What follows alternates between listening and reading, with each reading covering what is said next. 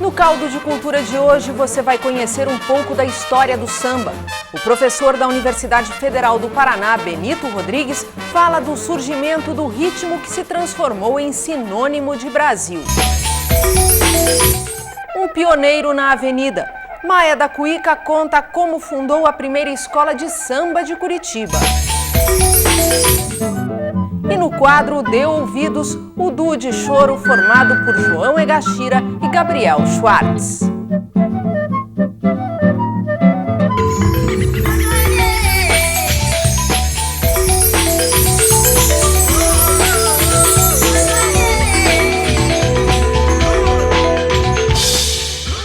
Olá! Da dança e dos ritmos africanos, do som dos terreiros, das bandas militares, das valsas europeias. Deste verdadeiro caldeirão de influências é formado o retrato musical do Brasil, o samba. E ele também é objeto de estudo de pesquisadores da UFPR. Literatura e canção popular, objetos de pesquisa do professor Benito Rodrigues, do Departamento de Letras da Universidade Federal do Paraná. Ele conta que o samba é resultado de diversas influências e tradições, algumas consideradas ancestrais, como a africana. Além do batuque, as valsas, polcas e mazurcas europeias também vão sendo assimiladas. Várias expressões musicais vão se firmando no Brasil, principalmente na segunda metade do século XIX. Um dos espaços principais é o Rio de Janeiro, por ser a capital do Império e pela atração de imigrantes do recôncavo baiano. Principalmente a partir de 1870, 1880, com o desenvolvimento dos desfiles de cordões, dos cucumbis, depois dos ranchos, né? Sobretudo durante o período que ia do final de dezembro até as festas de carnaval, isso era relativamente presente e vigoroso.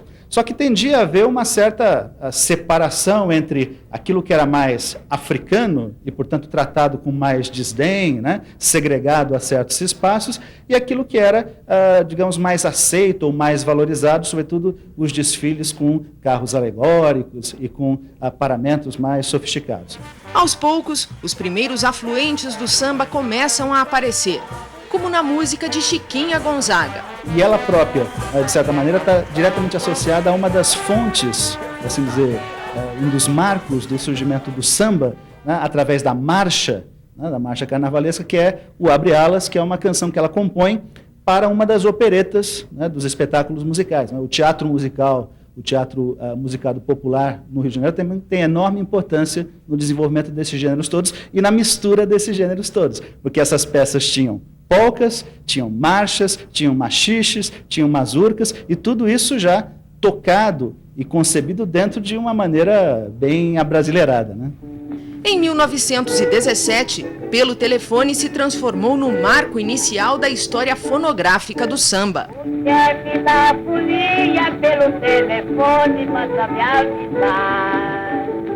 É certo que o Pelo Telefone é a primeira peça sobre a qual se requer um registro de autoria, né, o que é feito, né, pelo Donga e pelo Mauro de Almeida, né, registro na Biblioteca Nacional, e logo depois ela é gravada com essa designação de gênero, samba, e se torna extremamente popular durante o Carnaval de 1917. E quando o Carnaval virou sinônimo de samba?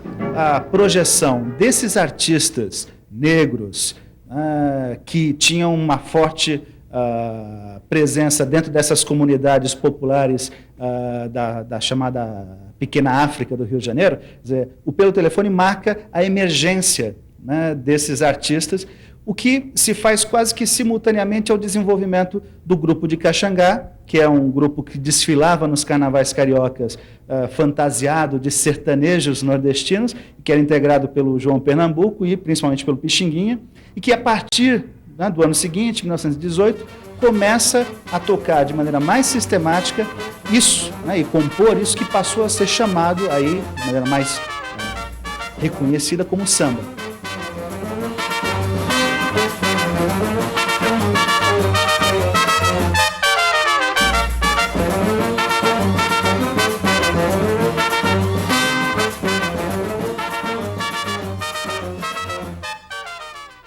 São 60 anos dedicados ao samba. Maé da Cuíca foi fundador da primeira escola e do primeiro conjunto de sambistas de Curitiba. Bons motivos para ele ser considerado um dos músicos mais importantes da cidade. Troféus e fotografias trazem a história de tantos carnavais. Momentos de orgulho para Ismael Cordeiro, o Maé da Cuíca. Ele foi o fundador da Colorado, a primeira escola de samba de Curitiba. Na década de 40, enfrentou o preconceito para fazer o carnaval. Porque aqui em Curitiba não tinha carnaval. Em Curitiba tinha um bloco da Vassourinha, o pessoal que passava com Vassourinha, e tinha uma batalha de confete e serpentina das pessoas, as madames que desfilavam em carro aberto, fazendo isso na Rua 15. Aí nós resolvemos em 16 pessoas, né, juntamos nós 6 e mais 10 e viemos para a cidade. Né?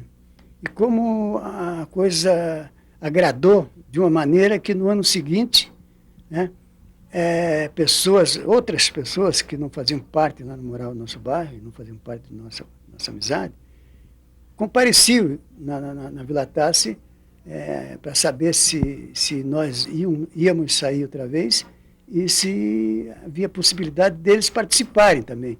E aí então o negócio cresceu. Cresceu tanto que a gente já foi para um cartório, né, organizou um estatuto e a partir dali estava fundada a primeira escola de samba de Curitiba, 1946, Escola de Samba Colorado.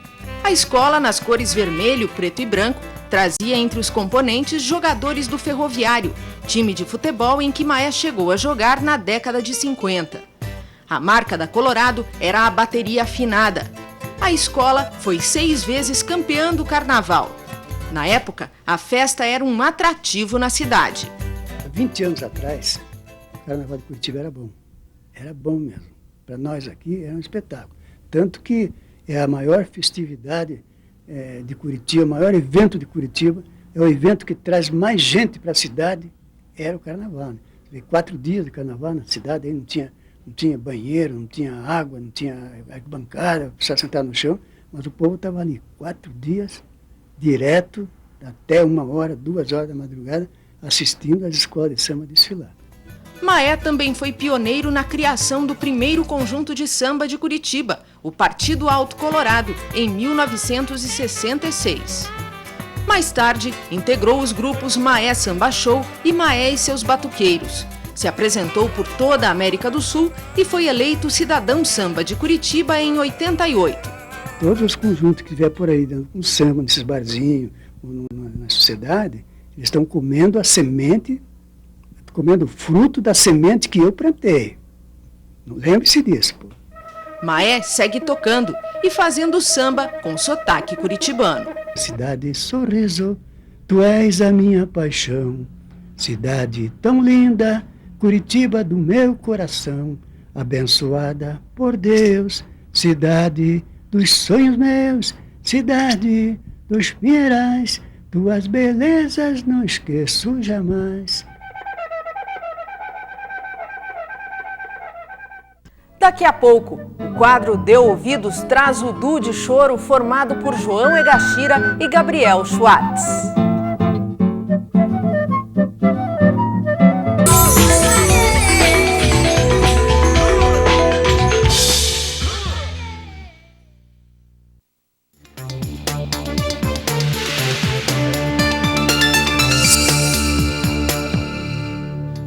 Quem está doente não tem tempo a perder. E o Hospital de Clínicas sabe disso. Então, para diminuir as longas filas, foi criado um novo sistema de atendimento. Se não for emergência, a unidade de saúde da prefeitura mais perto da sua casa resolve o problema. Agora, se o seu caso é uma urgência, dirija-se rapidamente ao posto 24 horas do seu bairro. Lá você será examinado e, caso não seja possível socorrê-lo, o próprio posto encaminha você ao pronto atendimento do Hospital de Clínicas da Universidade Federal do Paraná. É assim, por meio dos postos de saúde, que é marcado seu atendimento na Central de Agendamento de Consultas do HC, localizada no andar térreo do anexo B. Lá, sua consulta e seus exames são marcados num único local, reduzindo a circulação pelos corredores e o tempo de espera em diversas filas. Esta central de agendamento também oferece um ambiente mais adequado e com maior conforto, proporcionando um acolhimento digno e humanizado, com mais qualidade, respeito e rapidez, que é muito importante para quem está doente.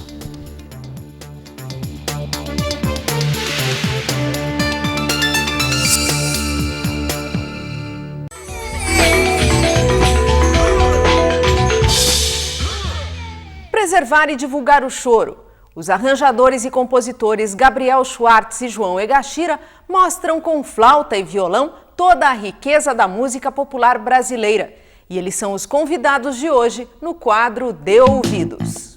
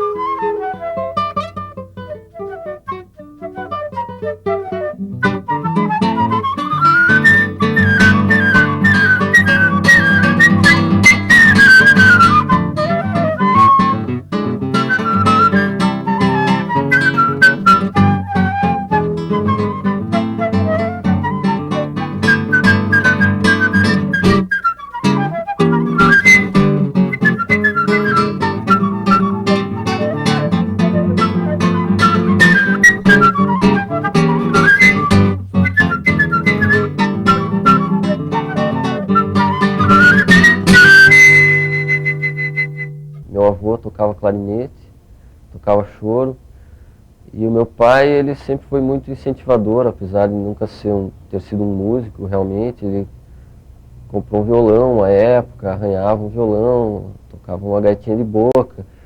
Então a gente tinha assim essa possibilidade em casa de brincar com os instrumentos, tinha uma flauta doce, umas coisas assim que a gente teve o primeiro contato, né? Eu comecei tocando aquele famoso violão popular, violão de acompanhamento, isso em Santo André, São Paulo.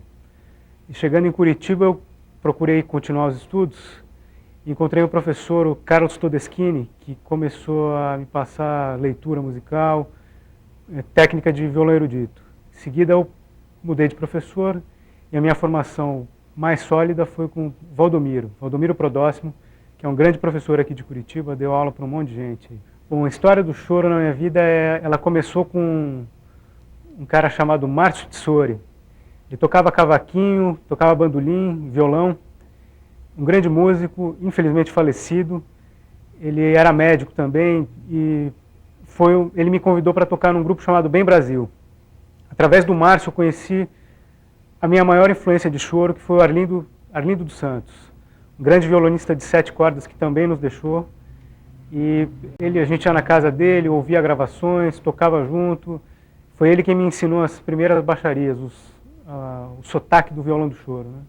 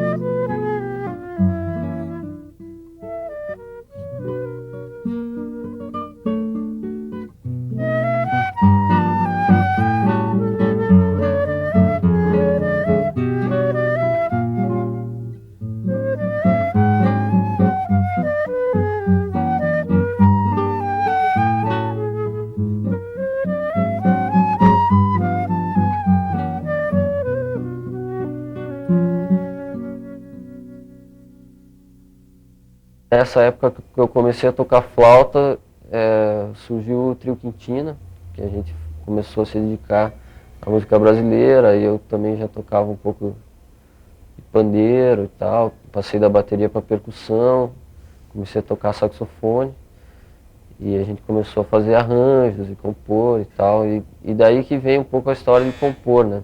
Eu acredito num caminho para se compor o choro.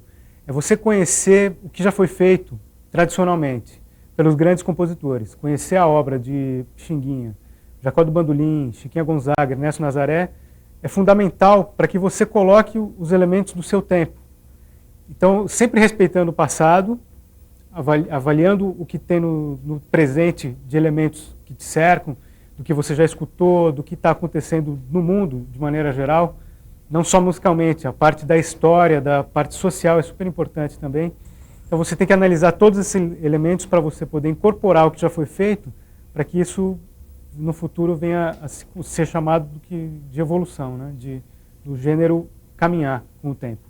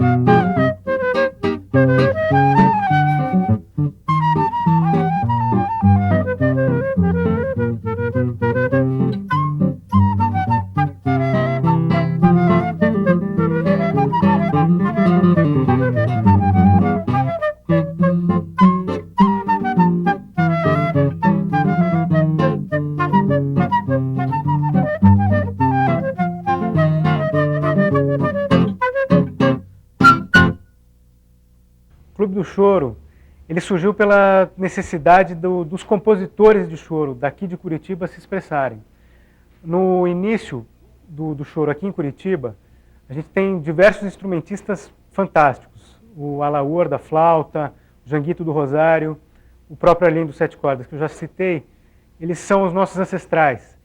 E eles tinham uma característica mais de intérpretes do que de compositores. A geração mais nova, influenciados por eles, além de interpretarem esses choros tradicionais, a gente também tem composto. Então, a partir daí que se surgiu a ideia de se criar um clube de choro. Então, o Clube do Choro de Curitiba ele tem esse pequeno diferencial dos outros clubes do choro. Eles priorizam a composição. Então, o nosso grande estímulo é a composição.